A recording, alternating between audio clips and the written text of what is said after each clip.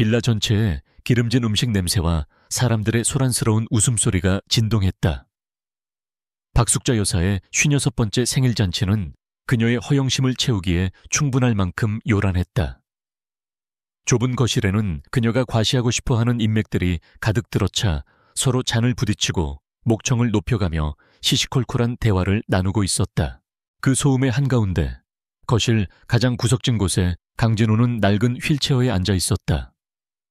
그는 마치 벽에 걸린 낡은 액자처럼 풍경의 일부였지만 누구의 시선도 받지 못하는 존재였다. 그의 무릎 위에는 아내 윤서아가 덮어준 얇은 담요가 놓여 있었고 그의 시선은 창밖의 회색 하늘을 향해 있었다.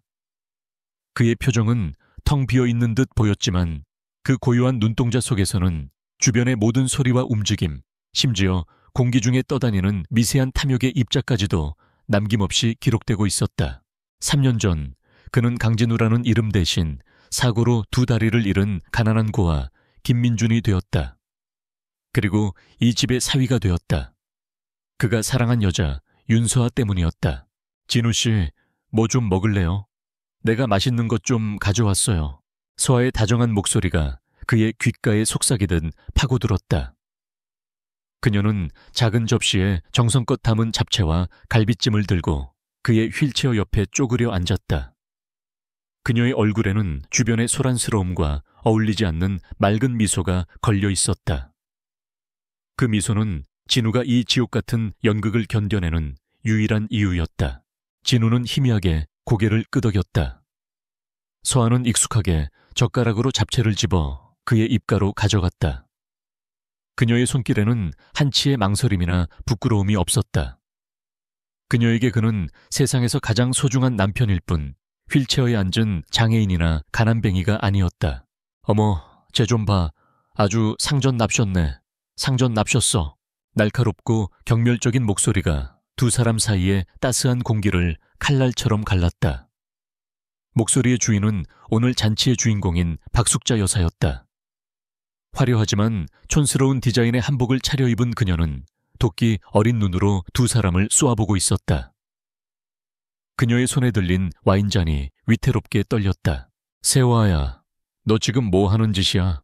귀한 손님들도 많은데 저런 반편이한테 붙어서 시중이나 들고 있고. 집안 망신도 유분수지. 박 여사의 고함에 거실의 소음이 순간적으로 멎었다. 모든 시선이 거실 구석, 세상에서 가장 초라한 부부에게로 쏠렸다. 서아의 얼굴이 하얗게 질렸다. 그녀는 자리에서 일어나 어머니를 막아서려 했다. 엄마, 제발 그만하세요. 손님들도 계시잖아요. 손님들이 계시니까 더 문제라는 거 아니야. 동네 사람들, 친척들 다 모인 자리에서 내 딸이 저런 불구덩이 뒤치다거리나 하는 꼴을 보이라고. 내가 너 때문에 창피해서 얼굴을 들고 다닐 수가 없어. 박 여사는 분이 풀리지 않는 듯 삿대질을 하며 악을 썼다. 진우는 여전히 아무 말 없이 앞만 보고 있었다. 그의 무표정한 얼굴 뒤로 박숙자라는 인간의 밑바닥을 재확인하는 냉정한 분석이 이루어지고 있었다. 돈과 체면. 그녀를 움직이는 것은 오직 그 두 가지뿐이었다. 인간에 대한 최소한의 존중이나 연민 따위는 그녀의 정신세계에 존재하지 않는 개념이었다. 그때 술에 취해 얼굴이 벌개진 서아의 오빠 윤태식이 비틀거리며 다가왔다. 그는 진우의 휠체어를 발로 툭 차며 비웃었다. 어이, 김서방, 다리만 못 쓰는 줄 알았더니 귀까지 먹었나? 장모님이 말씀하시는데 대답도 안 해. 휠체어가 거칠게 흔들리며 진우의 몸이 휘청했다. 무릎 위에 있던 담요가 바닥으로 떨어졌다. 서아가 비명을 지르며 진우를 부축했다. 오바, 지금 뭐 하는 짓이야? 뭐 하긴 버릇없는 놈 교육 좀 시키려는 거지. 우리 집안에 빌붙어 살면서 최소한의 예의는 지켜야 할 거 아니야. 안 그래? 태식은 서아를 밀치고 진우의 멱살을 잡을 듯이 몸을 숙였다. 그의 입에서 역한 술 냄새가 확 풍겨왔다. 내 놈 때문에 우리 집안이 얼마나 힘든 줄 알아?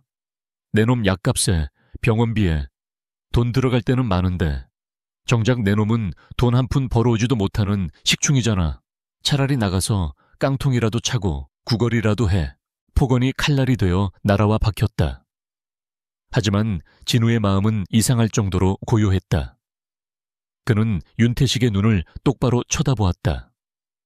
그 눈에는 오직 어리석음과 천박함만이 가득했다.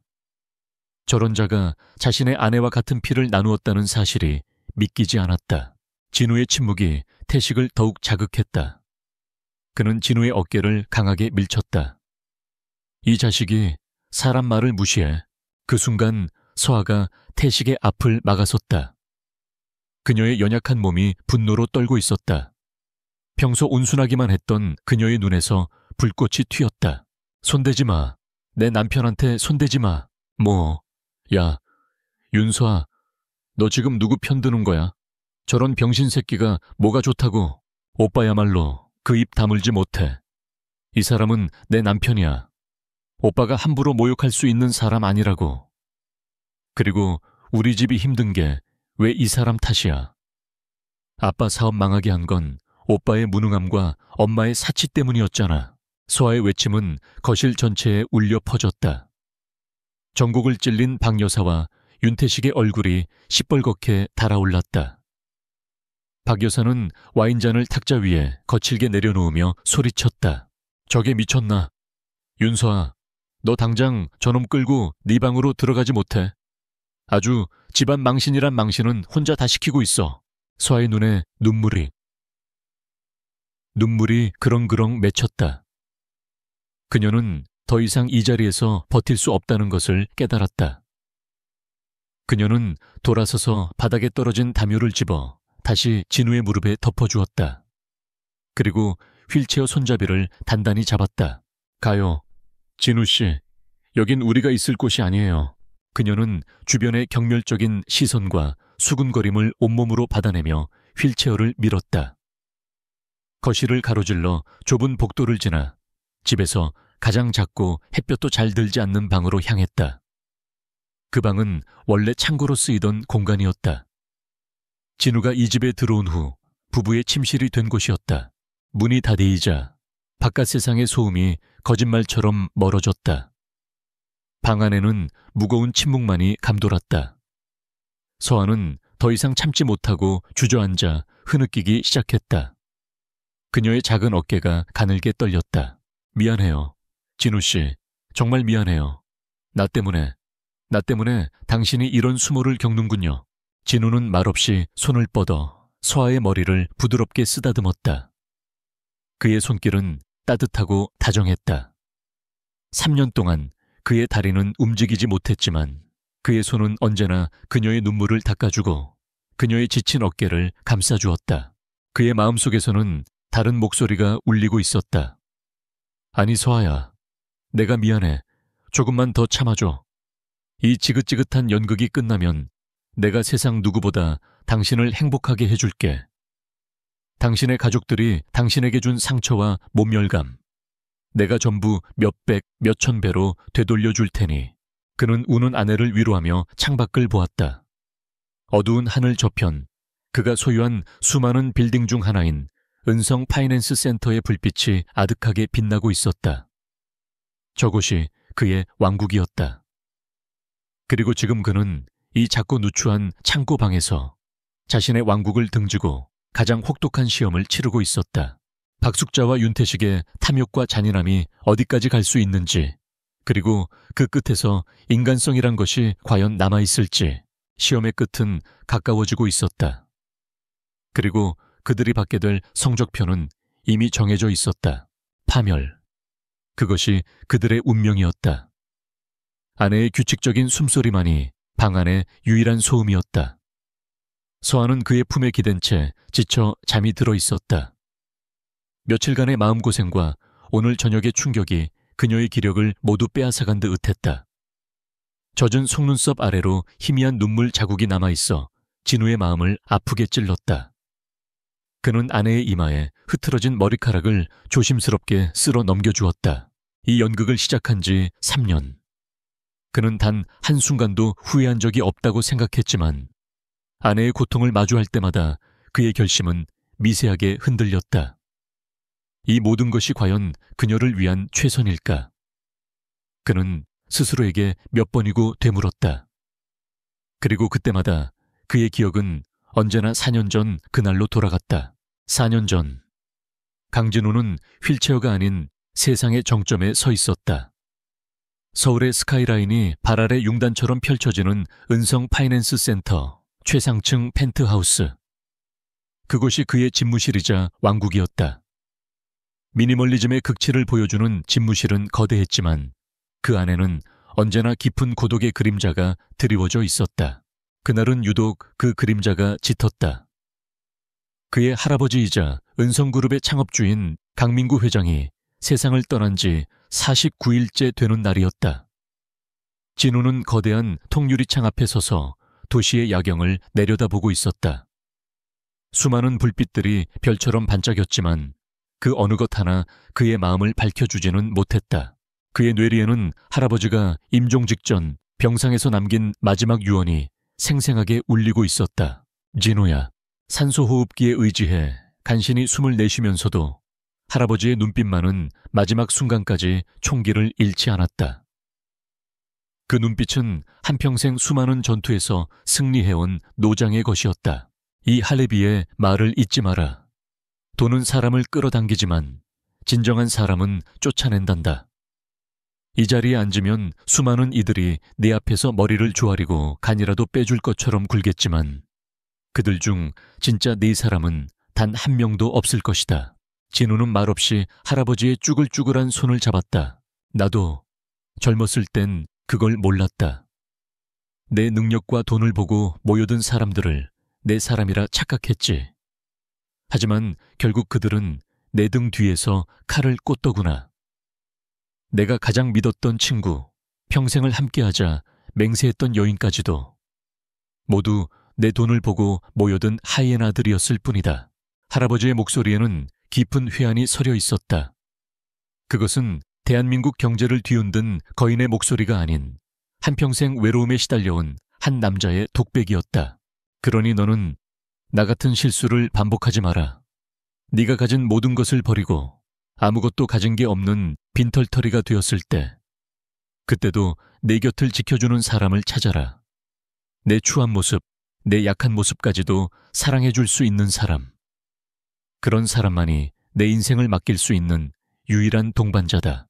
할아버지는 가쁜 숨을 몰아쉬며 진우의 손을 힘주어 잡았다. 그것이 내가 내게 주는 마지막 과제이자 유언이다. 진정한 사랑을 찾기 전에는 결코 은성그룹의 진정한 주인이 될 수 없다는 걸 명심해라. 그 말을 끝으로 할아버지의 눈은 영원히 감겼다. 할아버지의 유언은 진우의 삶을 송두리째 바꿔놓았다. 회장 자리에 오른 후 그는 할아버지의 말이 얼마나 정확했는지 매일같이 실감했다. 그의 앞에서는 모두가 미소를 지으며 아첨했지만 뒤에서는 그를 어린 놈, 운 좋게 태어난 놈이라 폄하하며 호시탐탐 그의 자리를 노렸다. 수많은 정재계 집안에서 혼담이 쏟아져 들어왔다. 그의 앞에 선 여자들은 하나같이 화려한 보석처럼 아름다웠지만 그녀들의 눈은 강진우라는 사람이 아닌 은성그룹의 후계자라는 타이틀을 향해 있었다. 진우는 환멸을 느꼈다. 이 거대한 왕국은 화려했지만 실은 아무도 믿을 수 없는 거대한 감옥이었다. 그는 할아버지의 과제를 수행하기로 결심했다. 자신의 모든 것을 버리고 가장 낮은 곳으로 내려가기로. 그의 계획을 처음 들은 김 비서는 기절초풍했다. 3대째 강 회장 일가를 모셔온 충직한 비서실장이었다. 회장님, 절대로 안 될 말씀입니다. 어떻게 회장님께서 그런 위험한 일을... 그룹은 어쩌시고요? 그룹은 자네에게 맡기겠네. 내가 없는 동안 자네가 내 대리인이 되어주게. 중요한 결정은 내가 원격으로 내릴 테니 걱정 말고. 하지만 회장님의 신변에 문제가 생기면 진우의 눈빛은 단호했다. 김 비서, 이건 내 인생의 가장 중요한 투자야. 진짜 내 사람을 찾는 것. 그보다 더 높은 수익률을 가진 투자는 세상에 없어. 그렇게 철저한 비밀 속에 강진우의 이중 생활이 시작되었다. 그는 강진우라는 이름을 지우고 공사장에서 사고를 당해 하반신이 마비된 29살 고아 김민준이라는 허구의 인물이 되었다. 김 비서가 구해온 낡은 휠체어와 허름한 옷 몇 벌이 그의 새로운 신분증이 되었다. 그는 회장실을 떠나 서울의 가장 후미진 달동네 곰팡이 냄새나는 작은 단칸방에서 새로운 삶을 시작했다. 처음 몇 달은 끔찍했다. 사람들의 동정 어린 시선 혹은 노골적인 경멸, 몸을 제대로 가눌 수 없는 데서 오는 무력감, 굶주림과 추위. 그는 자신이 얼마나 안락한 세상에 살았었는지 뼈저리게 깨달았다. 하지만 그는 포기하지 않았다. 이것은 그의 시험이었다. 그리고 그해 겨울 운명처럼 윤서아를 만났다. 차가운 겨울비가 쏟아지던 밤이었다. 진우는 편의점 처마 밑에서 비를 피하고 있었다. 낡은 휠체어 바퀴가 빗물에 빠져 헛돌고 있었고 얇은 점퍼는 이미 흠뻑 젖어 뼛속까지 한기가 스며들었다. 배에서는 꼬르륵 소리가 났다. 며칠째 제대로 된 식사를 하지 못한 터였다. 세상이 온통 잿빛으로 보였다. 바로 그때였다. 저기요, 괜찮으세요? 작은 우산 아래로 걱정스러운 얼굴이 불쑥 나타났다. 아르바이트를 마치고 집으로 돌아가던 길인 듯 낡은 에코백을 맨 평범한 모습의 여자였다. 윤서아였다. 진우는 경계심에 아무 대답도 하지 않았다. 동정심에 몇 푼 쥐어주고 사라질 또 한 명의 행인일 거라 생각했다. 하지만 그녀는 달랐다. 비에다 져주셨네요. 이러다 큰일 나요. 그녀는 망설임 없이 자신의 우산을 기울여 진우의 젖은 어깨를 가려주었다. 자신은 한쪽 어깨가 비에 젖는 것도 아랑곳하지 않았다. 그리고는 진우의 휠체어를 보며 말했다. 바퀴가 빠졌나 봐요. 제가 밀어드릴게요. 근처에 따뜻한 국밥집이 있는데 거기까지만이라도 같이 가요. 그녀는 작은 체구 어디서 그런 힘이 나는지 능숙하게 휠체어를 빼내어 밀기 시작했다. 진우는 난생 처음 느껴보는 낯선 감정에 휩싸였다. 아무런 대가도 바라지 않는 순수한 친절. 사람을 조건이 아닌 존재. 그 자체로 바라보는 따뜻한 시선. 그녀가 사준 뜨거운 국밥 한 그릇은 그의 얼어붙은 몸뿐만 아니라 수십 년간 외로웠던 마음까지 녹여주었다. 그날 이후 그는 의도적으로 그녀의 주변을 맴돌았다. 그녀가 아르바이트하는 카페에 찾아가고 그녀가 다니는 동네 도서관에 갔다. 두 사람은 자연스럽게 가까워졌고 진우는 그녀에 대해 더 많은 것을 알게 되었다. 그녀는 어려운 가정 형편 속에서도 희망을 잃지 않고 씩씩하게 살아가는 여자였다.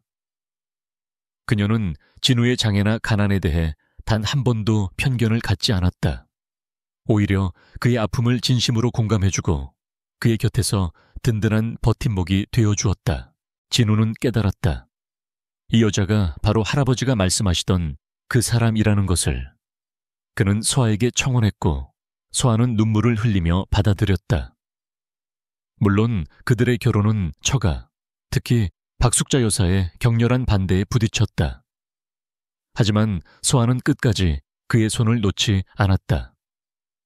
그녀는 가족의 반대를 무릅쓰고 김민준의 아내가 되어주었다. 기억에 강해서 현실로 돌아온 진우의 눈빛이 더욱 깊어졌다. 그는 잠든 아내의 뺨을 부드럽게 어루만졌다. 미안해, 서아야. 당신의 그 착한 마음을 이용해 당신 가족을 시험하는 나를 용서해. 하지만 이 방법밖에 없었어. 당신을 둘러싼 저 독초들을 뿌리 뽑지 않고서는 우리가 함께할 미래에 진정한 행복은 없을 테니까. 그의 시선이 다시 창밖을 향했다. 도시의 불빛이 여전히 빛나고 있었다. 하지만 이제 그 불빛들은 더 이상 공허하게 보이지 않았다. 그것은 그가 되찾아야 할 왕국이었고 지켜야 할 아내에게 선물할 미래였다. 그의 눈빛이 차갑고 단단하게 굳어졌다. 사냥을 앞둔 포식자의 눈빛이었다. 박숙자와 윤태식이 스스로 파멸의 구덩이로 걸어 들어올 날이 머지않았다. 박숙자 여사의 생일잔치에서 벌어진 소동 이후 윤 씨 집안에는 살얼음판 같은 긴장감이 감돌았다. 폭풍전야의 고요함이 아닌 이미 폭풍의 눈 한가운데로 들어온 듯한 숨막히는 침묵이었다. 박숙자와 윤태식은 강진우를 없는 사람 취급했고 그들의 냉대와 경멸은 보이지 않는 벽이 되어 집안의 공기를 무겁게 짓눌렀다. 그 무렵부터였다. 윤씨 집안을 떠받치고 있던 위태로운 기둥들이 하나둘씩 삐걱거리기 시작한 것은 박숙자가 동대문에서 운영하는 작은 옷가게 퀸즈 패션에는 손님들의 발길이 뚝 끊겼다. 유행에 뒤처진 디자인과 비싼 가격, 그리고 무엇보다 주인인 박숙자의 불친절함이 만들어낸 당연한 결과였지만 그녀는 모든 것을 경기의 탓으로 돌렸다. 요즘 것들은 눈만 높아져서 나 때는 시장 물건도 고맙게 사입었다고. 그녀는 가게에 파리가 날리는 것을 보며 혀를 차기 일쑤였다. 윤태식의 상황은 더욱 심각했다. 그는 친구와 함께 야심차게 시작했던 IT 스타트업에서 빈손으로 쫓겨난 상태였다.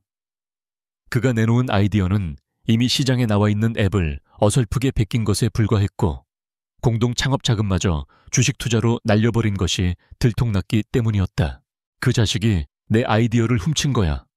내가 3년 동안 밤새워가며 구상한 건데 태식은 매일 밤 술에 취해 들어와 세상을 탓하며 고래고래 소리를 질렀다. 그의 무능함과 어리석음이 초래한 실패를 그는 결코 인정하려 들지 않았다. 집안의 유일한 수입원은 이제 서아가 디자인 회사에서 받는 월급뿐이었다. 하지만 그것만으로는 늘어나는 빚과 가족의 사치를 감당하기에 턱없이 부족했다. 카드회사와 은행에서 걸려오는 독촉 전화가 집안의 전화벨을 쉴 새 없이 울려댔다. 절망감이 짙어질수록 박숙자와 윤태식의 분노는 명확한 관역을 향해 날아갔다. 바로 강진우였다. 쟤요, 재수 없는 놈이 우리 집에 들어온 뒤부터 되는 일이 하나도 없어. 어느 날 저녁 또다시 날아온 대출이자 독촉장을 식탁에 내리치며 박숙자가 악을 썼다. 저놈은 우리 집의 애군이야. 저놈 때문에 복이 달아나고 우환만 끓는 거라고. 소파에 누워 TV를 보던 태식이 맞장구를 쳤다. 엄마 말이 맞아.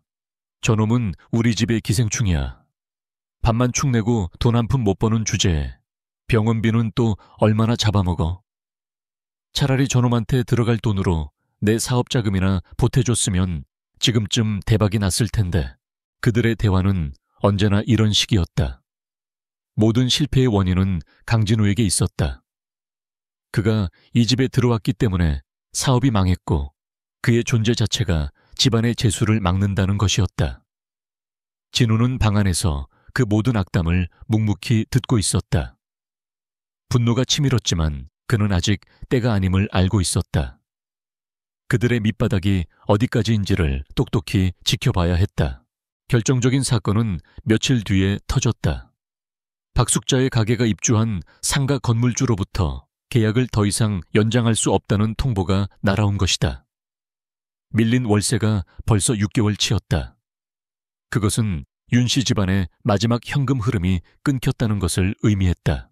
그날 밤 집안의 공기는 그 어느 때보다 무거웠다. 박숙자는 넋이 나간 사람처럼 소파에 앉아 있었고 태식은 방 안에서 두문불출했다. 서아는 어머니를 위로하려 애썼지만 소용없었다. 고요함을 깬 것은 박숙자였다. 그녀는 결심한 듯 자리에서 일어나 서아의 앞에 섰다. 그녀의 눈빛은 섬뜩할 정도로 차가웠다. 세호아야, 이리 와서 앉아봐라. 엄마랑 할 얘기가 있다. 서아는 불안한 마음으로 어머니의 맞은편에 앉았다. 태식도 어느새 방에서 나와 어머니의 옆에 섰다. 진우는 방문에 귀를 기울였다. 세호아야, 우리 집 이대로는 다 같이 길바닥에 나앉게 생겼다. 박숙자는 애써 눈물을 쥐어짜며 비장하게 입을 열었다. 가게는 넘어가게 생겼고 이 집도 언제 경매로 넘어갈지 몰라. 네 오빠는 빈털터리가 됐고 엄마, 이제 남은 희망은 너 하나뿐이다. 박숙자의 말에 서아의 심장이 쿵 내려앉았다. 그게 무슨 말씀이세요? 네요. 김서방이랑 이혼해라. 올 것이 왔다는 생각에 서아는 눈앞이 캄캄해졌다. 엄마, 제정신이세요. 어떻게 그런 말씀을 하세요? 내가 제정신이 아니게 생겼어? 이 집안을 살릴 방법이 있는데 저런 반신불수놈 하나 때문에 다 같이 죽으라는 거냐? 박숙자의 목소리가 높아졌다. 너도 장 사장네 아들 알지? 이번에 강남에 프랜차이즈 레스토랑 크게 냈다더라. 그 집안이 원래부터 널 좋게 봤어. 네가 이혼만 하면 그쪽에서 당장이라도 너랑 결혼하고 싶어 해. 태식이 거들었다. 서아야, 엄마 말씀이 맞아. 내 인생을 생각해.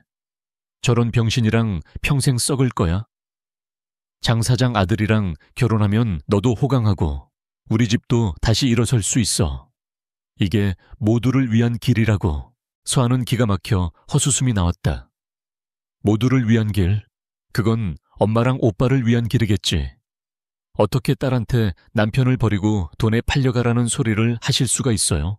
그녀는 자리에서 벌떡 일어났다. 온몸이 분노로 떨렸다. 돈이 그렇게 중요해요. 가족의 행복보다, 내 행복보다 돈이 더 중요하냐고요. 행복? 가난뱅이랑 사는 게 행복이야? 매일 돈 걱정하고 사람들한테 손가락질 받는 게 행복이냐고. 박숙자가 발악하듯 소리쳤다. 정신 차려, 윤서아. 사랑만으로 사는 시대는 끝났어. 이건 너의 의무야. 이 집안의 딸로서 네가 가족을 위해 희생해야 할 의무라고. 싫어요. 서아의 목소리는 단호했다. 죽으면 죽었지. 그런 짓은 못해요. 전 절대 진우 씨 곁을 떠나지 않을 거예요. 이 불효 막심한 년. 박숙자의 손이 허공을 갈랐다. 짝 하는 날카로운 소리와 함께 서아의 고개가 돌아갔다.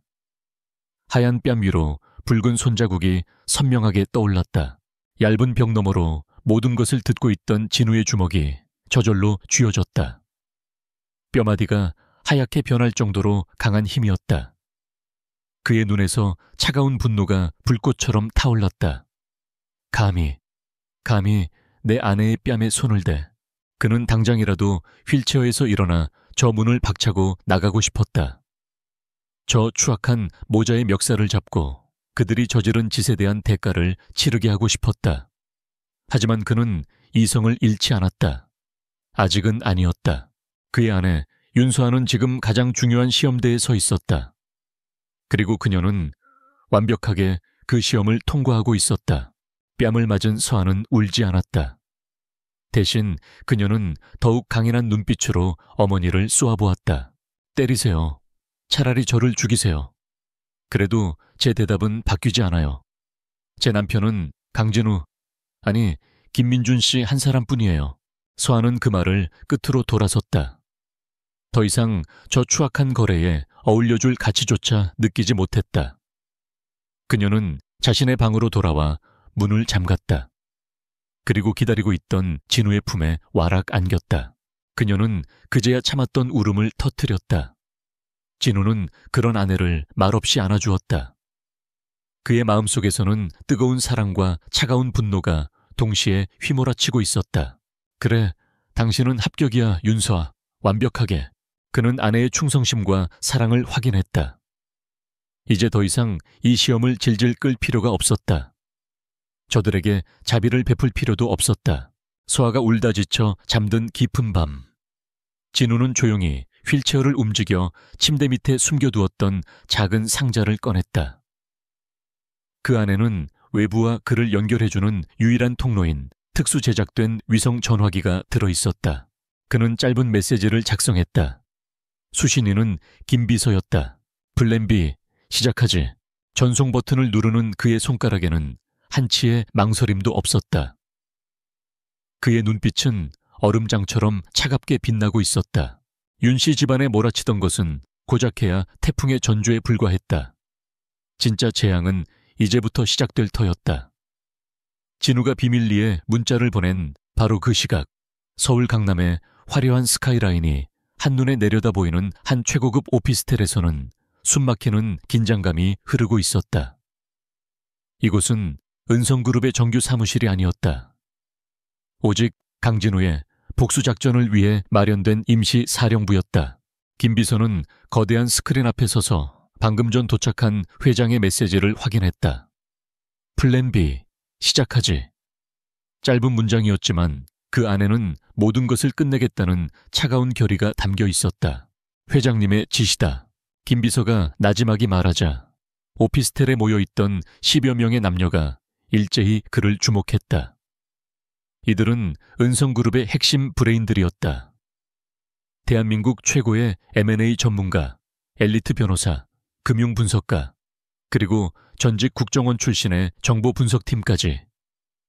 오직 강진우 회장 한 사람을 위해 그의 가장 사적인 임무를 수행하기 위해 소집된 비밀 정예팀이었다. 작전명 네메시스. 지금부터 개시한다. 김 비서의 목소리는 강철처럼 차가웠다. 타겟은 박숙자, 그리고 윤태식.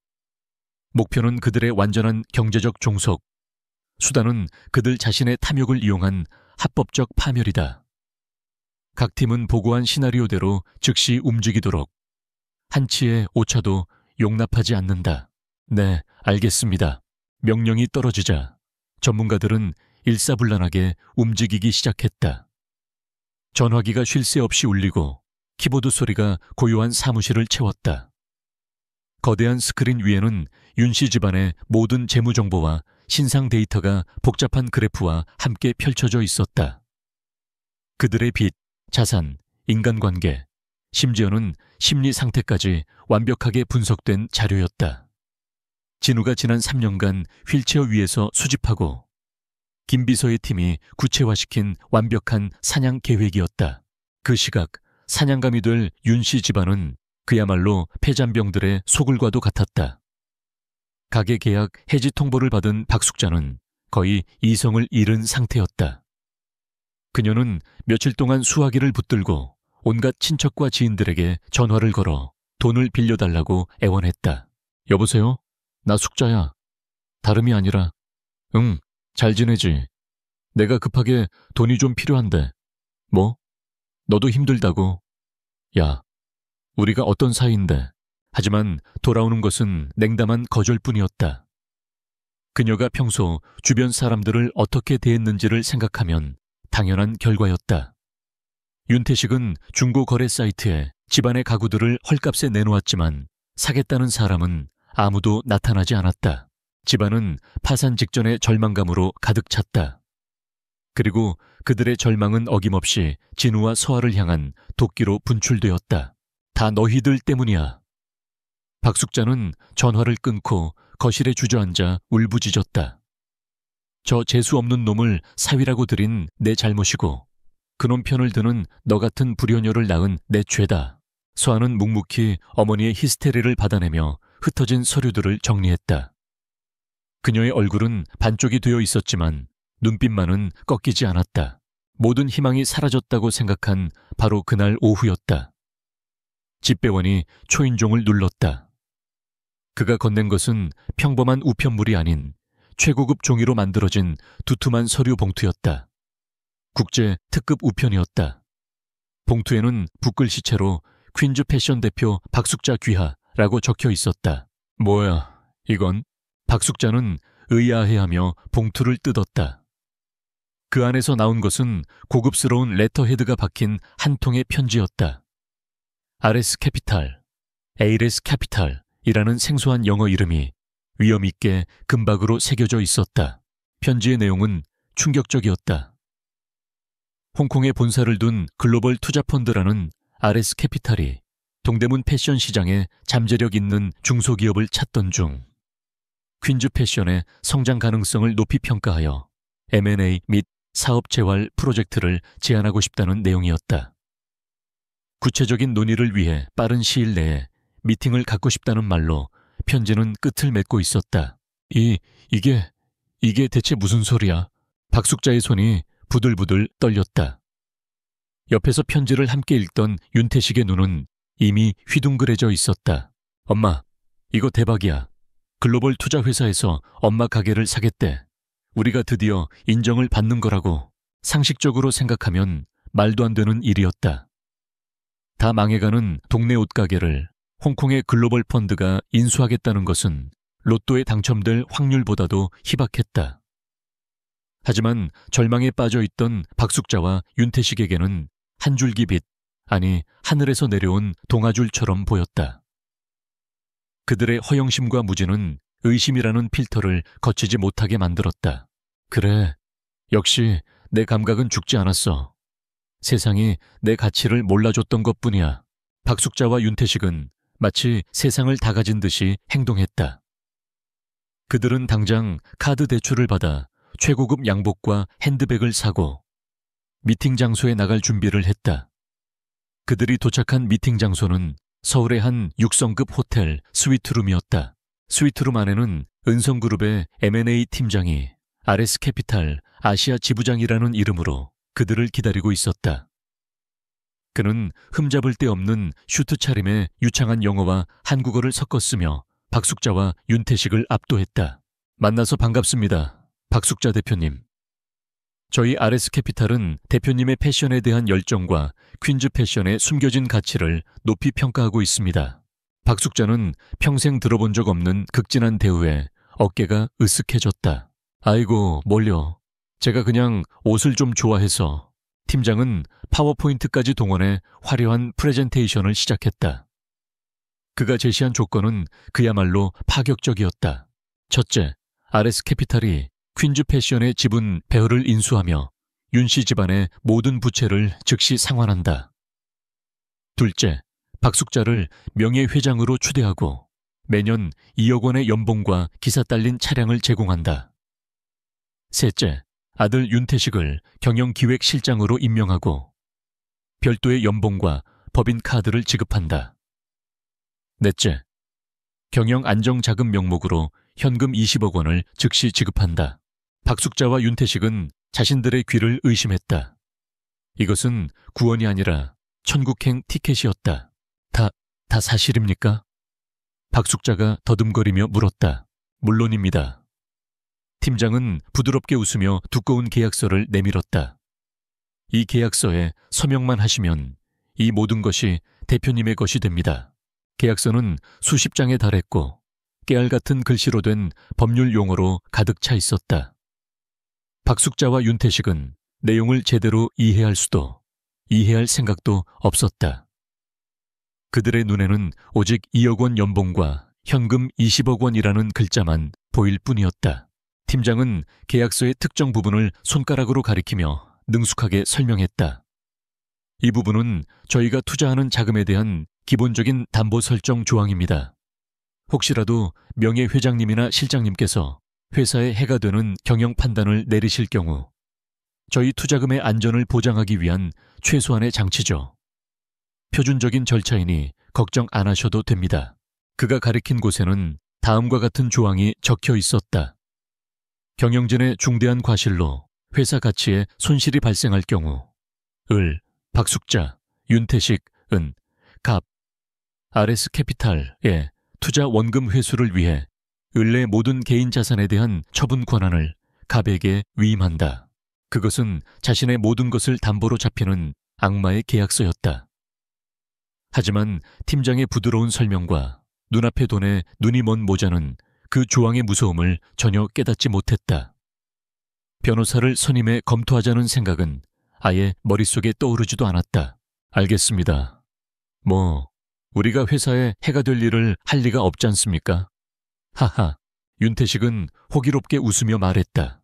팀장은 최고급 만년필을 꺼내 박숙자에게 건넸다. 그럼 여기에 서명해 주시겠습니까? 박숙자는 떨리는 손으로 펜을 쥐었다. 자신의 이름 석자를 쓰는 그 순간 자신의 영혼과 미래 그리고 남은 모든 것을 지옥으로 밀어 넣게 되리라는 사실을 꿈에도 모른 채였다. 그녀가 마지막 획을 긋는 순간 수십 킬로미터 떨어진 어두운 단칸방에서 강진우의 휴대폰이 짧게 진동했다. 김비서에게서 온 메시지였다. 물고기가 미끼를 물었습니다. 진우는 잠든 아내의 얼굴을 내려다보았다. 그의 입가에 차갑고도 만족스러운 미소가 떠올랐다. 이제 게임의 주도권은 완벽하게 그의 손으로 넘어왔다. 박숙자의 펜 끝이 계약서의 서명란에 닿아 마지막 획을 긋는 순간 호텔 스위트룸의 공기가 미묘하게 바뀌었다. 그것은 마치 오랫동안 기다려온 연극의 클라이맥스에서 마지막 대사가 읊어진 것과 같은 완성의 순간이었다. 축하드립니다, 박 회장님. RS캐피탈의 아시아 지부장 행세를 하던 은성그룹의 M&A 팀장이 부드러운 미소와 함께 자리에서 일어나 손을 내밀었다. 그의 눈빛에는 스쳐 지나가는 찰나의 연민, 혹은 경멸이 담겨 있었지만 탐욕에 눈이 먼 박숙자와 윤태식은 그것을 알아차리지 못했다. 이제 박 회장님과 윤 실장님은 저희 RS캐피탈의 중요한 파트너가 되셨습니다. 새로운 시대에 오신 것을 환영합니다. 아이고, 감사합니다. 감사합니다. 박숙자는 거의 울음을 터뜨릴 것 같은 얼굴로 그의 손을 부여잡고 흔들었다. 윤태식 역시 감격에 겨워 입을 다물지 못했다. 지옥의 문턱까지 갔다가 하루아침에 천국으로 올라온 기분이었다. 바로 그때 박숙자의 휴대폰이 띠링 하는 경쾌 한 소리와 함께 진동했다. 은행 앱에서 온 알림 메시지였다. K은행 RS캐피탈로부터 2,000천원이 입금되었습니다. 재고이 몇 개인지 세는 것조차 힘든 액수였다. 박숙자는 자신의 눈을 몇 번이고 비볐다. 꿈이 아니었다. 그녀의 텅 비었던 통장에 20억이라는 평생 만져볼 수 없을 거라 생각했던 거액이 찍혀 있었다. 그녀의 심장이 미친 듯이 뛰기 시작했다. 이것은 현실이었다. 엄마, 진짜야. 돈이 들어왔어. 윤태식이 그녀의 어깨를 붙잡고 소리쳤다. 두 사람은 서로를 부둥켜 안고 어린아이처럼 환호성을 질렀다. 그들의 추태를 지켜보는 M&A 팀장의 입가에 거의 보이지 않는 냉소가 스쳐 지나갔다. 박숙자와 윤태식은 개선 장군처럼 집으로 돌아왔다. 그들의 걸음걸이에는 더 이상 패배자의 그림자가 없었다. 세상을 다 가진 듯한 오만함과 자신감이 넘쳐 흘렀다. 세화야, 아빠 제사상에 올릴 술이라도 한 병 따라야겠다.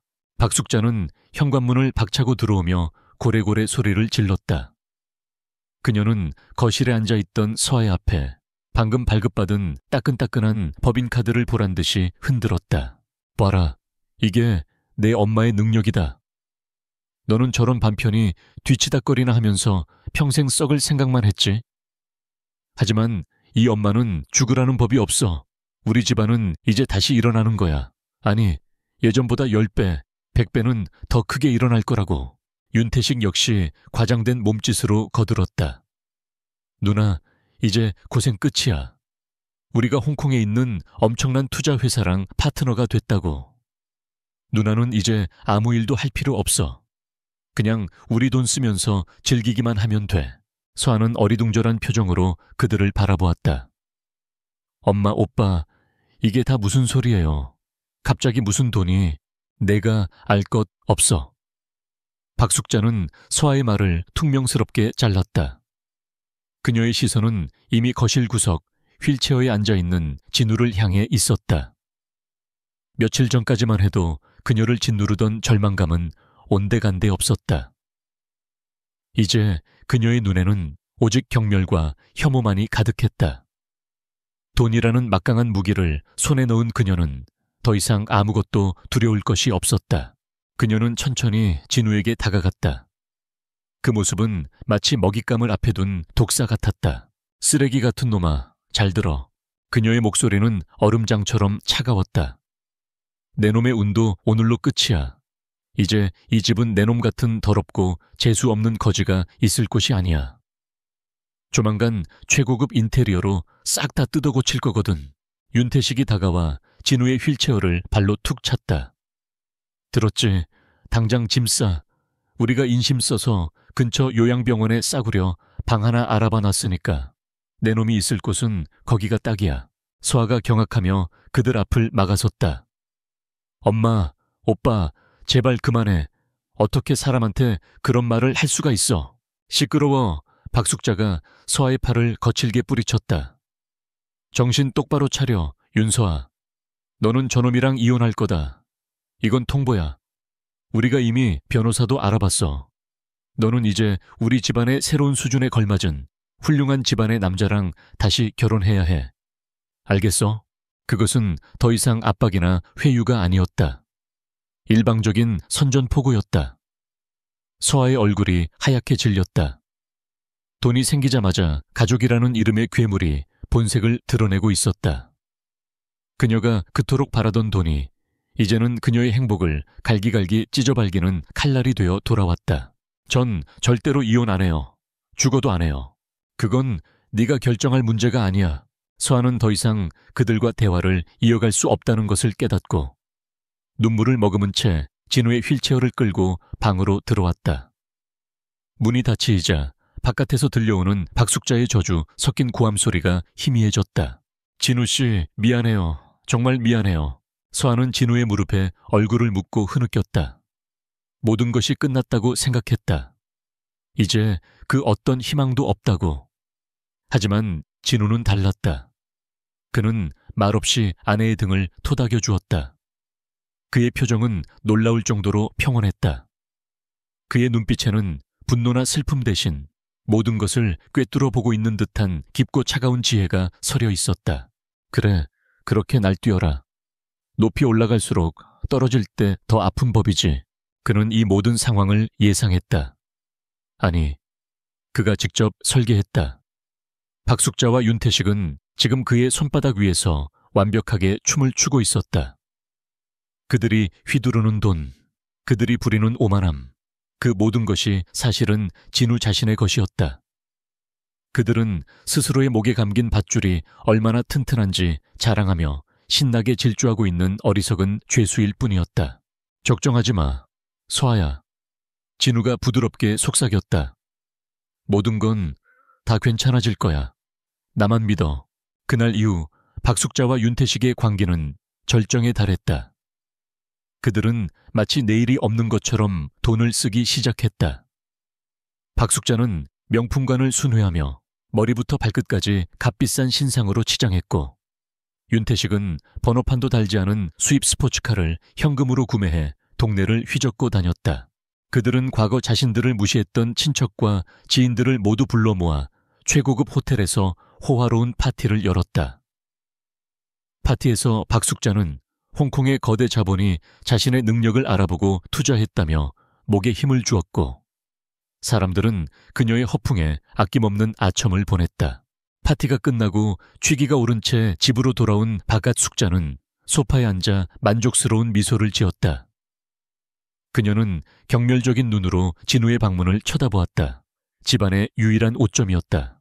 그녀는 휴대폰을 꺼내 얼마 전 선임한 이혼 전문 변호사에게 전화를 걸었다. 네, 변호사님. 저 박숙자입니다. 다름이 아니라 내 딸 이혼 소송 말이에요. 최대한 빠르고 아주 지독하게 끝내주세요. 위자료는 단 1원도 줄 수 없으니까. 그 거렁뱅이 놈이 어디 가서 내 딸 이름 팔고 다니지 못하게 아주 영혼까지 탈탈 털어버리라고요. 그녀가 악에 바친 목소리로 통화하는 동안 굳게 닫힌 방문 안에서는 또 다른 휴대폰의 화면이 조용히 빛나고 있었다. 김 비서가 보낸 실시간 지출 내역 보고서였다. 박숙자, 샤넬 VVIP 부티크 8,700만 원 결제. 윤태식, 강남 포르쉐 센터 2억 3천만 원 아론 결제. 신라호텔 연회비 400만 원 아론 결제.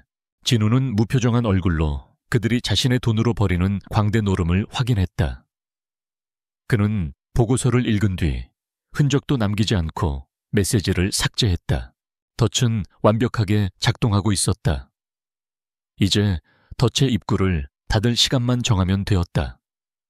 RS 캐피탈의 자금이 수혈된 후 윤씨 집안은 졸부의 천박함이 어떤 것인지를 보여주는 전시장으로 변해버렸다. 집안은 값비싼 가구와 최신 가전제품들로 가득 찼지만 모든 것이 조화롭지 못하고 어수선하게 널려 있어 마치 고급 가구 할인 매장 창고 같았다. 박숙자의 옷장에는 상표도 떼지 않은 명품 옷들이 터져 나갈 듯이 쌓였고, 윤태식의 방에는 용도를 알 수 없는 최신 전자기기 상자들이 산처럼 쌓여갔다. 박숙자는 명예회장이라는 직함에 걸맞게 사교 활동에 열을 올렸다. 그녀는 과거 자신을 무시했던 동네 부녀회 사람들을 집으로 불러들여 값비싼 찻잔에 인스턴트 커피를 내오며 자신의 성공담을 과장되게 늘어놓았다. 사람들은 그녀의 돈을 보고 모여들었고, 그녀의 유치한 허영심을 채워주는 달콤한 아첨을 아끼지 않았다. 윤태식은 경영기획실장이라는 직함이 무색하게 단 한 번도 회사에 출근하지 않았다.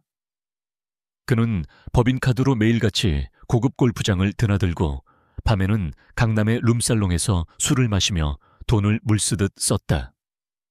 그는 자신이 정말로 능력 있는 사업가가 된 줄로 착각했고 만나는 사람마다 자신의 글로벌 비즈니스에 대해 떠벌리고 다녔다.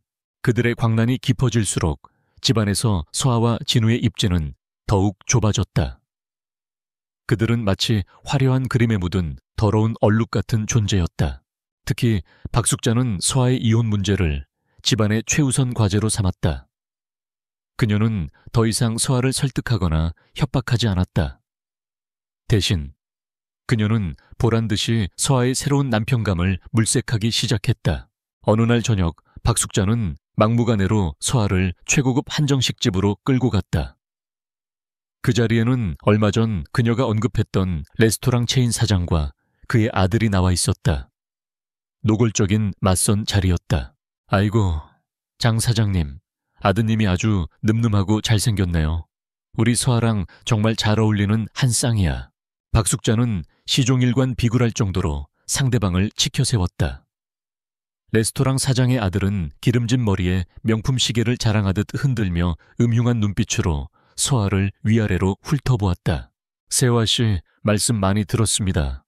저희 아버지 사업이랑 박 회장님 패션 사업이 결합하면 엄청난 시너지가 날 거라고 기대가 큽니다.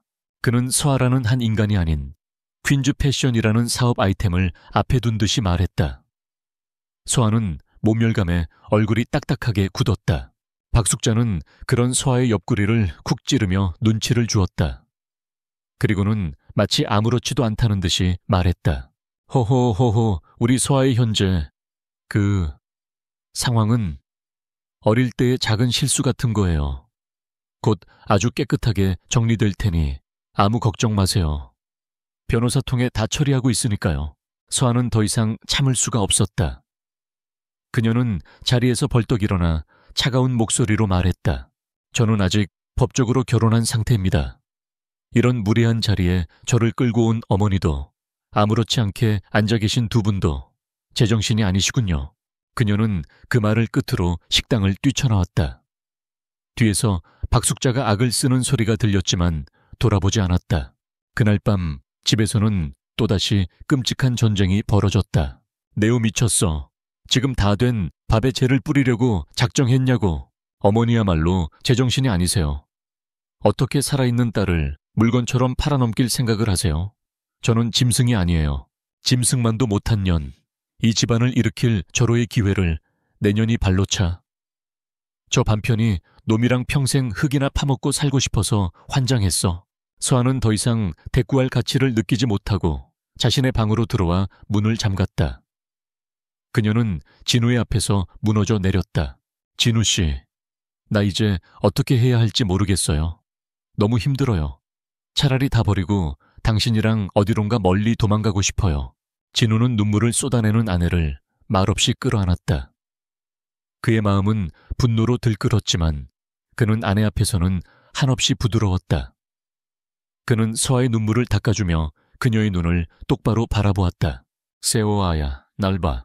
그의 목소리는 낮고 차분했지만 그 안에는 강한 힘이 실려 있었다. 이 지옥 얼마 안 남았어. 내가 약속할게. 아주 조금만 더 참아줘. 그러면 당신이 마땅히 누려야 할 삶, 아무도 당신을 상처 주거나 물건처럼 팔 수 없는 삶, 당신의 꿈을 마음껏 펼칠 수 있는 삶을 살게 해줄게. 서아는 그의 흔들림 없는 눈빛에 잠시 울음을 멈췄다. 어떻게 그렇게 확신할 수 있어요? 내가 그렇게 만들 거니까. 진우가 부드럽게 미소 지으며 말했다. 그러니까 조금만 더 나를 믿고 기다려줘. 그의 말에는 알 수 없는 설득력이 있었다. 서아는 혼란스러웠지만 그의 품에 안겨있자 신기하게도 마음이 진정되었다. 그녀는 그의 약속을 믿어보기로 했다. 한편 서아의 반항에 더욱 오기가 생긴 박숙자는 자신의 성공을 만천에 과시하고 동시에 서아의 새로운 결혼을 기정사실로 만들기 위한 거대한 이벤트를 기획했다. 퀸즈 패션, 글로벌 브랜드로의 재탄생이라는 거창한 이름의 브랜드 론칭 파티였다. 그녀는 강남의 최고급 호텔 연회장을 통째로 빌리고 유명 연예인들을 섭외하고 기자들을 초청했다. 물론 그 비용은 모두 RS 캐피탈, 즉 진우의 돈으로 치러졌다. 그녀는 이 파티를 통해 자신이 서울 사교계의 새로운 여왕으로 등극할 것이라고 굳게 믿었다. 파티를 하루 앞둔 날 밤, 집안은 흥분과 기대로 들떠 있었다. 박숙자와 윤태식은 내일 입을 파티 의상을 몇 번이고 입어보며 거울 앞에서 떠날 줄을 몰랐다. 박숙자는 잠자리에 들기 전 진우의 방문 앞에 멈춰 섰다. 그녀의 얼굴에는 승리자의 비웃음이 걸려 있었다. 그녀는 가방에서 서류 봉투 하나를 꺼내 방문 밑으로 휙 밀어 넣었다.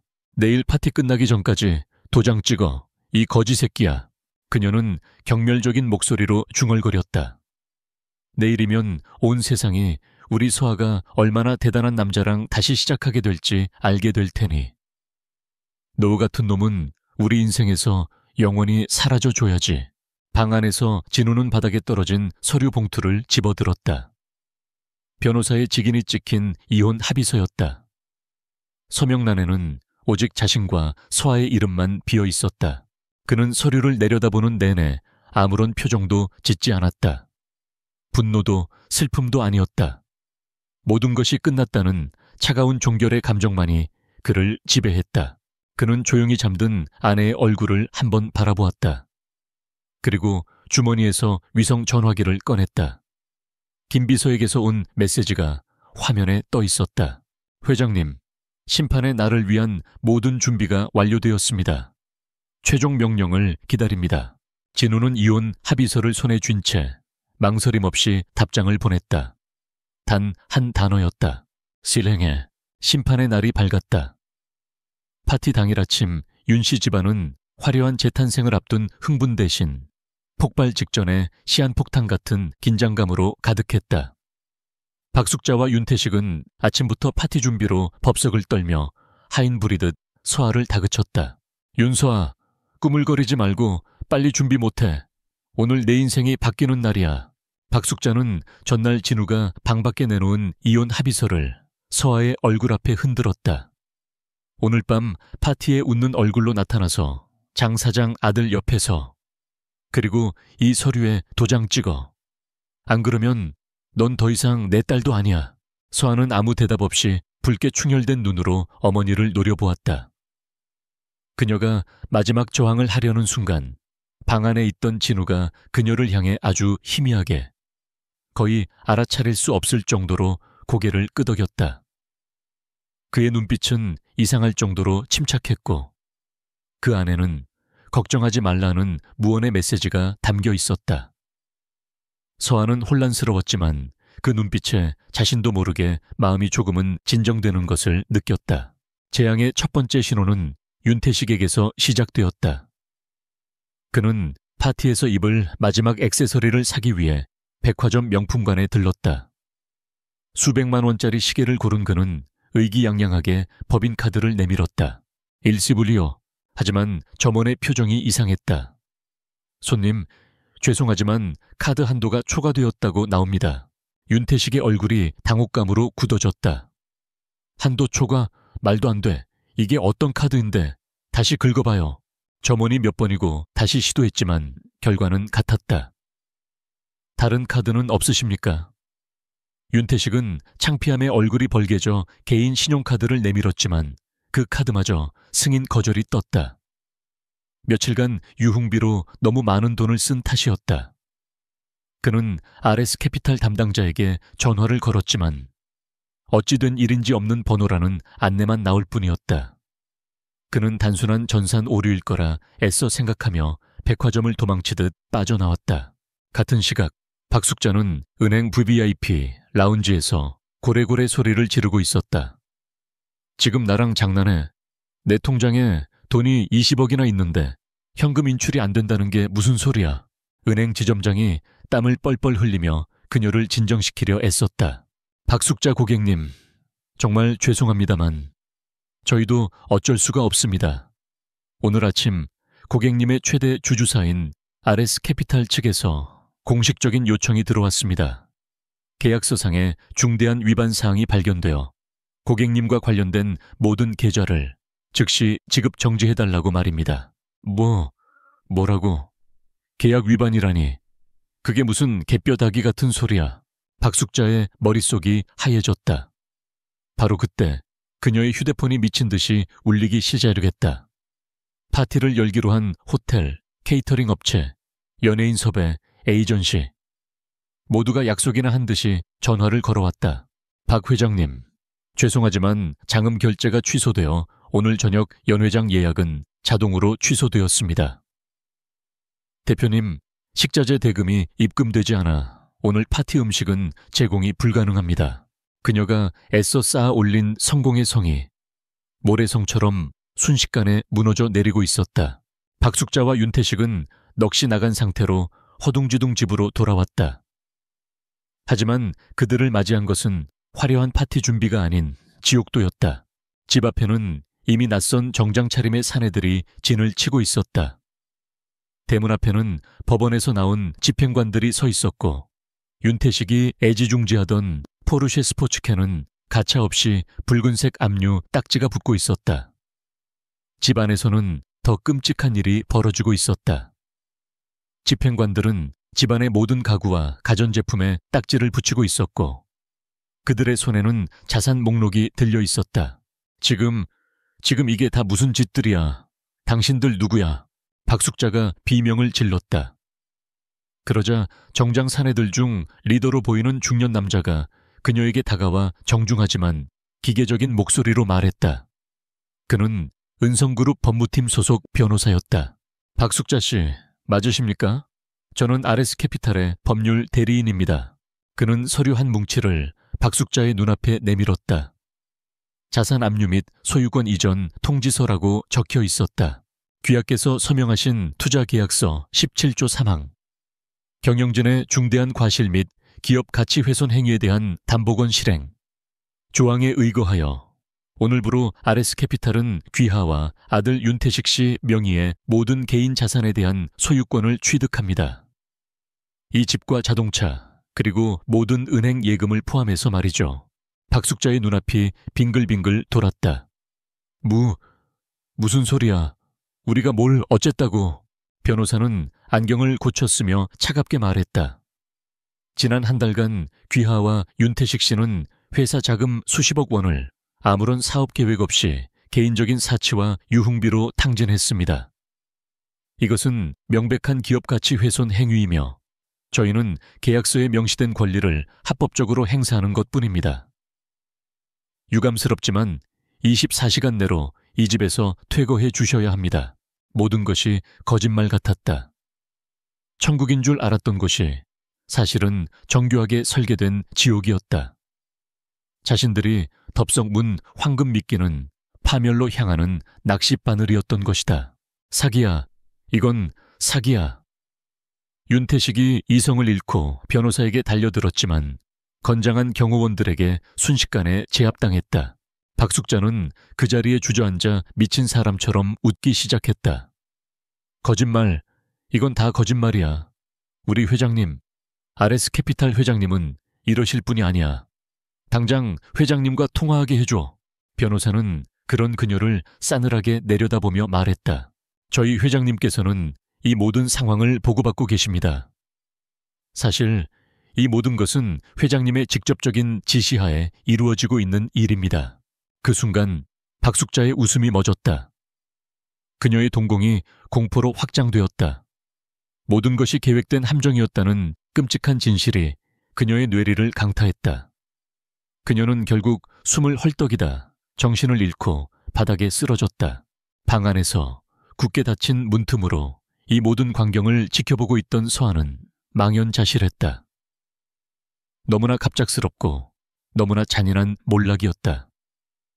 혼란스러운 와중에 그녀는 문득 고개를 돌려 자신의 옆 휠체어에 앉아있는 남편을 보았다. 그의 얼굴은 놀라울 정도로 평온했다. 마치 이 모든 상황을 아주 오래전부터 알고 있었다는 듯이 그의 눈에는 동정심도 놀라움도 없었다. 오직 차갑고 고요한 확신만이 자리하고 있었다. 서하는 거실의 아수라장과 폭풍의 눈처럼 고요한 남편의 얼굴을 번갈아 보았다. 그의 알 수 없었던 약속들, 그의 흔들림 없던 눈빛, 그리고 이 모든 재앙의 기가 막힌 타이밍. 그 순간 서하의 머릿속에서 흩어져 있던 모든 조각들이 섬광처럼 하나로 꿰맞춰졌다. 믿을 수 없는 끔찍하면서도 경이로운 하나의 가설이 그녀의 심장을 얼어붙게 만들었다. 그녀는 난생 처음으로 자신이 사랑하는 남자를 경외와 두려움이 뒤섞인 눈으로 바라보았다. 박숙자는 차가운 거실 바닥에 주저앉아 헝클어진 머리를 쥐어뜯으며 넋나간 사람처럼 울부짖었다. 내 돈, 내 회사, 내 인생. 윤태식은 벽에 등을 기댄 채 텅 빈 눈으로 허공을 응시하고 있었다. 그의 머릿속은 하얗게 비어 아무런 생각도 할 수 없는 상태였다. 집행관들은 기계적으로 움직이며 집안 곳곳에 붉은 딱지를 붙여나갔다. 한때 그들의 천국이었던 집은 이제 곧 빼앗길 폐허에 불과했다. 그때 그들을 지켜보고 서 있던 RS 캐피탈의 법률 대리인이 손목시계를 한번 확인하더니 입을 열었다. 초회종 정리를 위해 잠시 후 저희 RS 캐피탈의 회장님께서 직접 이곳을 방문하실 예정입니다. 그분께 마지막으로 선처를 구해보시든 항의를 하시든 그건 두 분의 자유입니다. 회장이라는 단어에 박숙자의 울음소리가 뚝 그쳤다. 그녀의 텅 빈 눈에 신락 같은 그러나 광기 어린 희망의 빛이 떠올랐다. 그래 회장, 이 모든 것을 지시한 최고 책임자. 이 모든 것은 저 잘난 체하는 변호사놈과 밑에 직원들이 꾸민 짓일 거야. 회장은 이런 말도 안 되는 상황을 모르고 있을지도 몰라. 회장님이 직접 오신다고요? 박숙자는 비틀거리며 자리에서 일어났다. 그녀는 미친 사람처럼 자신의 헝클어진 머리를 정리하고 눈물과 먼지로 얼룩진 옷을 손으로 털었다. 마지막 동아줄이었다. 그녀는 어떻게든 회장의 바짓가랑이라도 붙잡고 늘어져야 했다. 자신의 억울함을 호소하고 모든 것을 되돌려야 했다. 바로 그때였다. 밖에서 들려오는 소음이 심상치 않았다. 그것은 자동차 엔진 소리가 아니었다. 하늘을 찢는 듯한 육중한 프로펠러가 공기를 가르는 소리였다. 집행관들도 구경하러 몰려든 이웃 주민들도 모두 약속이나 한 듯이 하늘을 쳐다보았다. 그들의 시야에 도심에서는 좀처럼 보기 힘든 광경이 펼쳐졌다. 유선형의 검은색 헬리콥터 한 대가 굉음을 내며 윤씨 집안의 상공을 선회하더니 근처의 작은 공터에 먼지 바람을 일으키며 사뿐히 착륙했다. 그것이 끝이 아니었다. 잠시 후 동네의 좁은 골목길로 번쩍이는 검은색 세단들이 줄지어 나타났다. 소리 없이 미끄러지듯 다가온 대형 세단들은 마치 왕의 행차를 호위하는 근위대처럼 빌라 입구를 완벽하게 에워쌌다. 동네 전체가 순식간에 거대한 권력의 위압감 아래에 놓였다. 선두에 있던 차량의 문이 열리고 한 남자가 내렸다. 흠잡을 데 없이 완벽하게 재단된 검은색 수트, 먼지 하나 없이 반짝이는 구두, 그리고 모든 것을 꿰뚫어 보는 듯한 차가운 눈빛. 그는 바로 얼마 전 호텔 스위트룸에서 박숙자와 계약을 체결했던 그 남자, 김비서였다. 박숙자와 윤태식은 본능적으로 그가 회장일 것이라 생각했다. 윤태식이 멍한 목소리로 물었다. 당신이 회장입니까? 하지만 김비서는 그들에게 눈길조차 주지 않았다. 그는 마치 그들이 길가의 돌멩이라도 되는 것처럼 무시하고 지나쳐 곧장 서하와 진우의 방문 앞으로 향했다. 그의 행동은 가장 완벽하고 세련된 형태의 모욕이었다. 김비서는 굳게 닫힌 방문 앞에서 걸음을 멈추고 허리를 90도로 깊숙이 숙였다. 그의 목소리는 나지막했지만 소란스러운 주변을 압도할 만큼의 무게감을 담고 있었다. 회장님, 모든 준비가 끝났습니다. 순간 집안의 모든 사람들의 시선이 그 낡고 초라한 방문으로 쏠렸다. 박숙자와 윤태식은 눈이 휘둥그레졌다. 회장님, 저 방 안에, 저 거지 새끼가 있는 방 안에 비비비걱하는 소리와 함께 방문이 열렸다. 하얗게 질린 얼굴에 서아가 나타났다. 그녀의 눈은 두려움과 믿을 수 없는 현실에 대한 경악으로 가득 차 있었다. 그녀는 익숙하게 낡은 휠체어를 밀고 나왔다. 휠체어 위에는 평소와 똑같이 낡고 해진 스웨터 차림의 진우가 앉아 있었다. 박숙자가 이성을 잃고 소리쳤다. 웬 놈의 개수작이야. 당장 저 재수 없는 놈을 치우지 못해. 아무도 그녀의 말에 대꾸하지 않았다. 모두가 숨을 죽이고 지켜보는 가운데 김비서는 진우의 휠체어 앞에 정중하게 다가가 손을 내밀었다. 그리고 기적이 일어났다. 아니, 그것은 기적이 아니었다. 지난 3년간 모두가 불가능하다고 믿었던 너무나 당연한 현실이었다. 진우가 김비서의 손을 잡았다. 그리고 일어섰다. 휠체어에서 자신의 두 다리로. 조금의 비틀거림도 없는 완벽하고 위풍당당한 모습으로. 그가 일어서자 무릎을 덮고 있던 얇은 담요가 힘없이 바닥으로 떨어졌다. 박숙자와 윤태식의 입이 떡 벌어졌다. 그들의 뇌는 눈앞의 광경을 이해하기를 거부했다. 그때 다른 수행원 한 명이 다가와 최고급 원단으로 만들어진 짙은 네이비색 수트 재킷을 진우에게 건넸다. 진우는 미련 없이 낡은 스웨터를 벗어 던졌다. 스웨터 안으로 드러난 것은 병약한 환자의 몸이 아닌 꾸준한 관리와 운동으로 다져진 탄탄한 상체였다. 그가 수트 재킷을 걸치는 순간 그는 완전히 다른 사람이 되었다. 구부정하고 무기력했던 김민주는 사라지고 넓은 어깨와 압도적인 카리스마를 뿜어내는 낯선 남자가 서 있었다. 공허했던 그의 눈빛은 이제 그 누구도 감히 마주볼 수 없을 정도로 날카롭고 차가운 권위로 빛나고 있었다.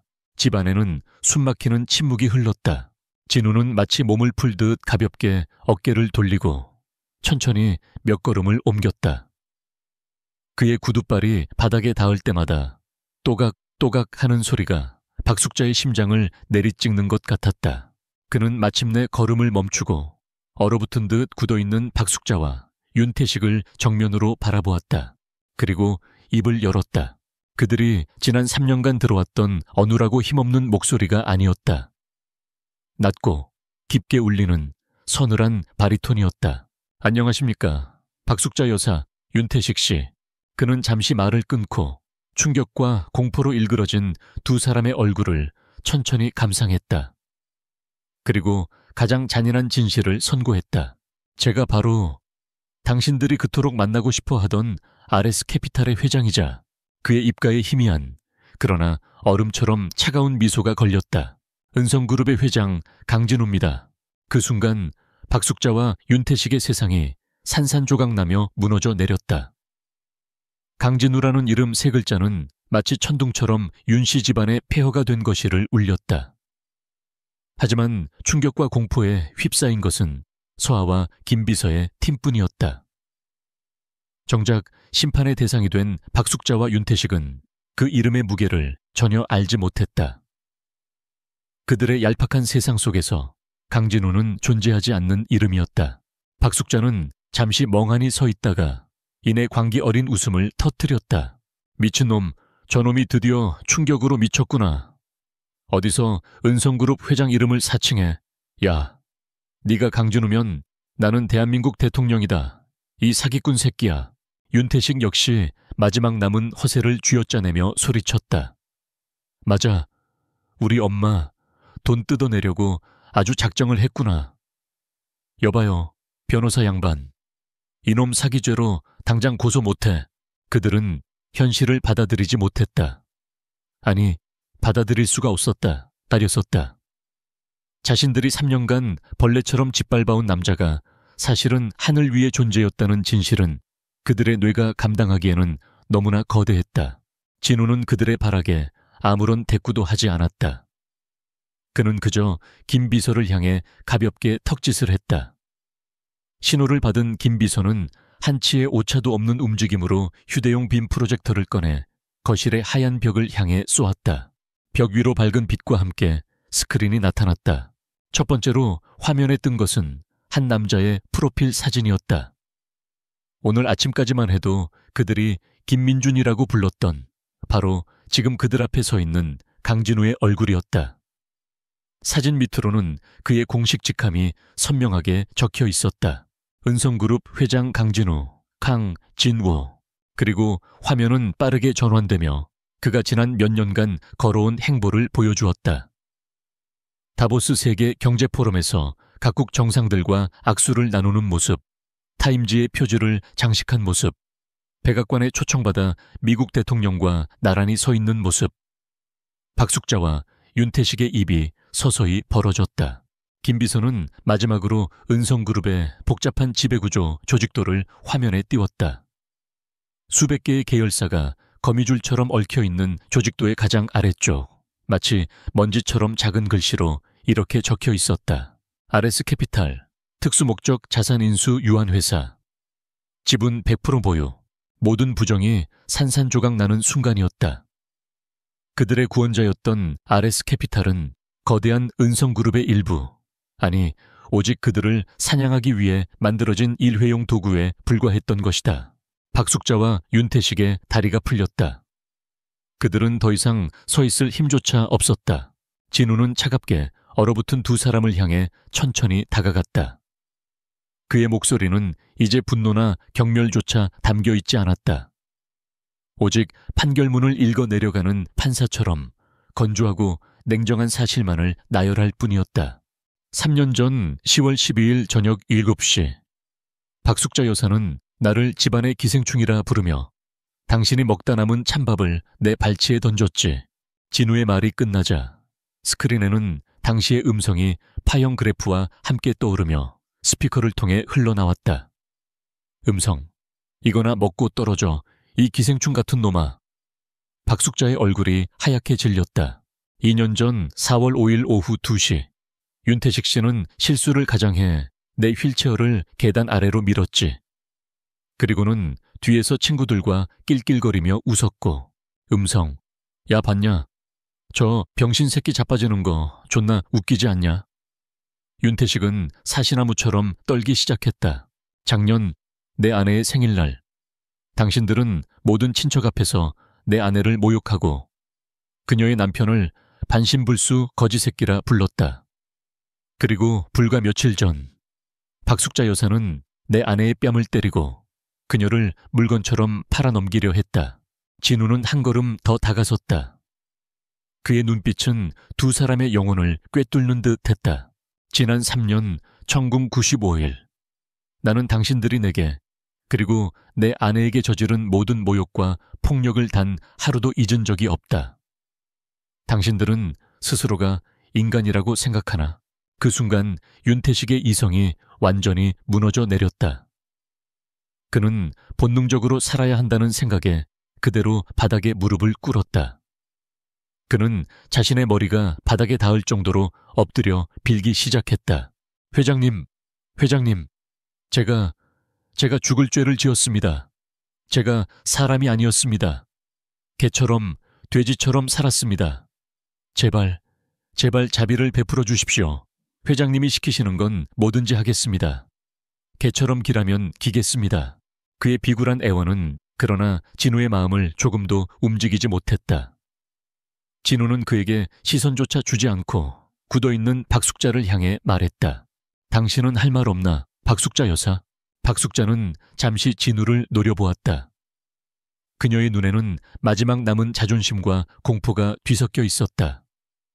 하지만 그녀 역시 무너져 내리는 것은 시간 문제였다. 그녀는 갑자기 진우의 바지가랑이를 붙잡고 애원하기 시작했다.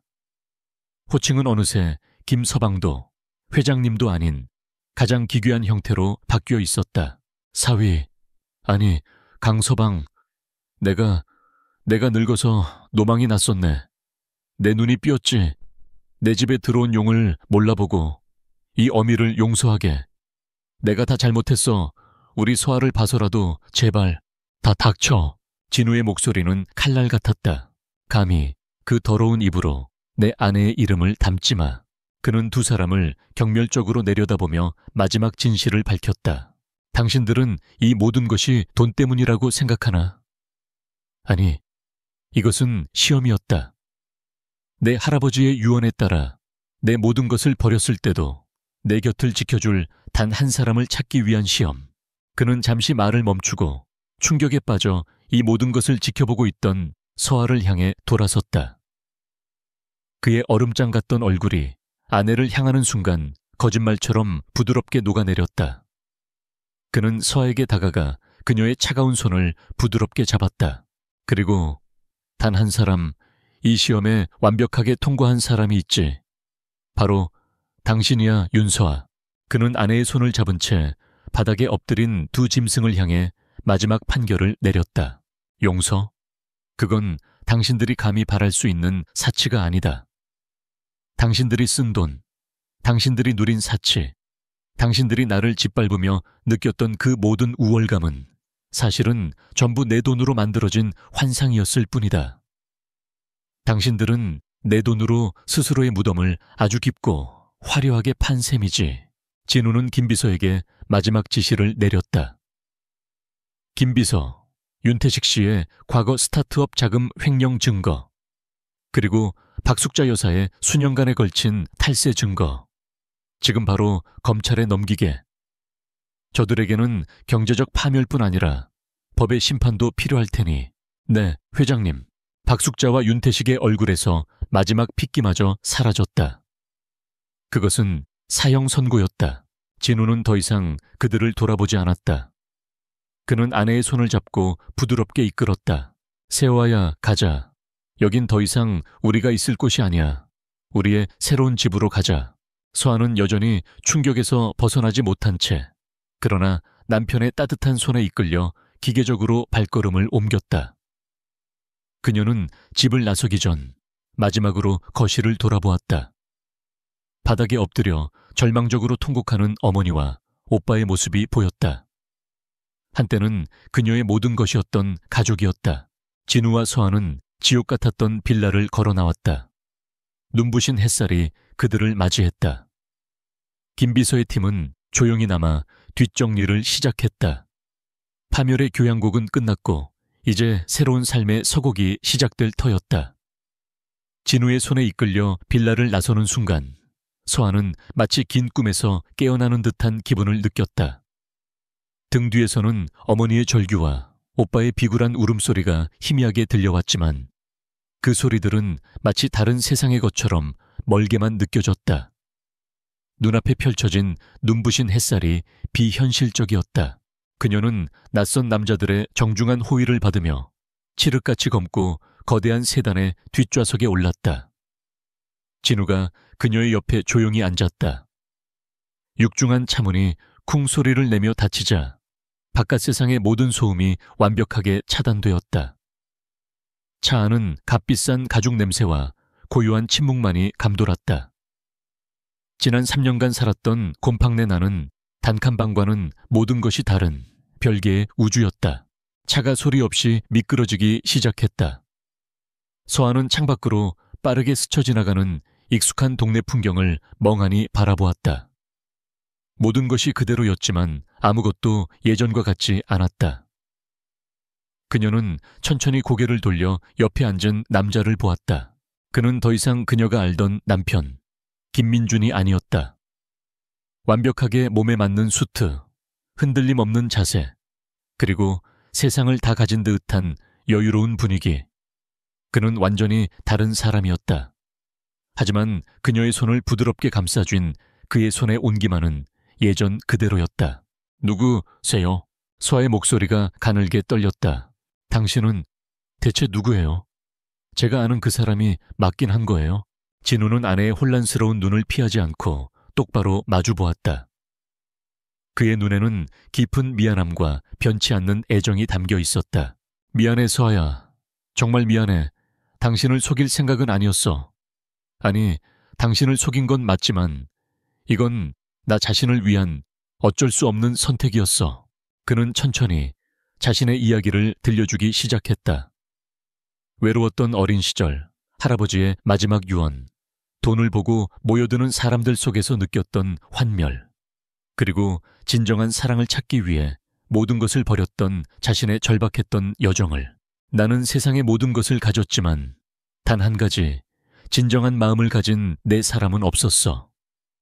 그래서 가장 낮은 곳으로 내려갔던 거야. 내가 아무것도 가진 게 없을 때 내 곁에 있어줄 사람을 찾기 위해서. 그의 목소리는 담담했지만 그 안에는 깊은 고독이 배어 있었다. 그러다 당신을 만났지. 차가운 비를 맞고 있던 나에게 아무런 대가도 바라지 않고 우산을 씌워주고 따뜻한 국밥을 사주었던 사람. 내 장애나 가난을 보고 편견을 갖는 대신 내 아픔을 먼저 걱정해 주었던 사람. 당신의 그 순수한 친절함이 없었다면 나는 아마 평생 사람을 믿지 못하고 살았을 거야. 서아의 눈에서 눈물이 흘러내렸다. 그것은 분노나 배신감의 눈물이 아니었다. 그의 고독을 이해하게 된 연민과 사랑의 눈물이었다. 그럼 당신이 내게 보여준 모든 것들, 그 다정함, 그 따뜻함까지도 전부 연기였어요? 아니. 진우는 단호하게 고개를 저었다. 모든 것이 연기였을지 몰라도 당신을 향한 내 마음만은 단 한순간도 거짓인 적이 없었어. 당신을 사랑하게 된 순간부터 이 연극은 나에게도 끔찍한 고문이었어. 특히 당신이 당신의 가족들 때문에 고통받는 모습을 볼 때마다 모든 것을 끝내고 싶은 충동을 수백 번도 더 참아야 했지. 바로 그때 그의 휴대폰이 짧게 진동했다. 김 비서에게서 온 메시지였다. 진우는 메시지를 확인하고는 아무 말 없이 서아에게 화면을 보여주었다. 회장님, 경찰이 도착하여 윤태식을 업무상 횡령 혐의로, 박숙자를 상습 탈세 혐의로 체포했습니다. 두 사람 모두 격렬하게 저항했으나 증거가 명백하여 현장에서 연행되었습니다. 빌라는 오늘 저녁부로 완전히 폐쇄될 예정입니다. 그것이 그녀의 이전 가족에 대한 마지막 소식이었다. 서아는 눈을 감았다. 슬펐지만 이상하게도 마음 한구석이 후련해지는 것을 느꼈다. 지긋지긋한 족쇄가 마침내 끊어진 기분이었다. 얼마나 달렸을까?